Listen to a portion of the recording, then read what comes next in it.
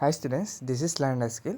তো মই ইয়াৰ আগত এটা ভিডিঅ' বনাইছিলোঁ য'ত তোমালোকৰ CW ৰেজিষ্ট্ৰেশ্যন যদি কিবা ভুল হৈ গৈছে, কাষ্ট, নেম, ফাদাৰ্ছ নেম, এনেকৈ কিবা যদি আৰু 5% ৰিজাৰ্ভেশ্যনটো যদি তোমালোকে কোনোবাই ভুলকৈ টিক কৰিছা, তেনেহ'লে সেইটো কেনেকৈ কাৰেক্ট কৰিব লাগে মই সেইটো তোমালোকক ভিডিঅ' বনাই দিছিলোঁ। এতিয়া কুৱেশ্যন আহিলে বস্তুটো কাৰেক্ট হ'লনে নাই।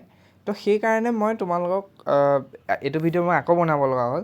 যোনে যোনে মোৰ সেই ভিডিঅ'টো চাই পেলাই মেইল কৰিছিলা আৰু যোনে যোনে সেই এই ভিডিঅ'টো আকৌ চাই আছা, তোমালোকে এবাৰ তোমালোকে চোৱা, সেই মেইলটোৰ ৰিপ্লাই কেতিয়াও নোপোৱা, যিহেতু অফিচিয়েল হয়। তো ৰিপ্লাই নোপোৱা, তোমালোকে আজটো পৰ্টেলত গৈ তোমালোকৰ লগ ইন আছে ন, তাত তোমালোকে ইউজাৰ নেম আৰু পাছৱৰ্ড দি পেলাই লগ ইন কৰা।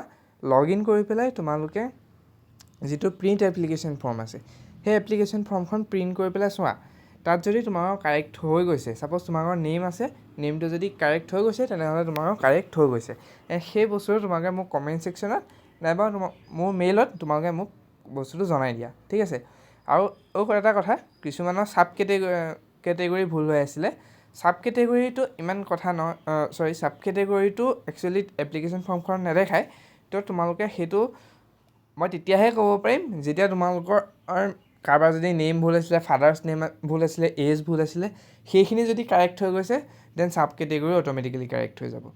তো সেইকাৰণে তোমালোকে ৰেছপন্স কৰা যাতে বেলেগৰ হেল্প হওক। যদি সেই মেইলকেইটাই কাম দিয়া নাই, দেন আমি বেলেগ ষ্টেপ ল'ব লাগিব, হয়নে?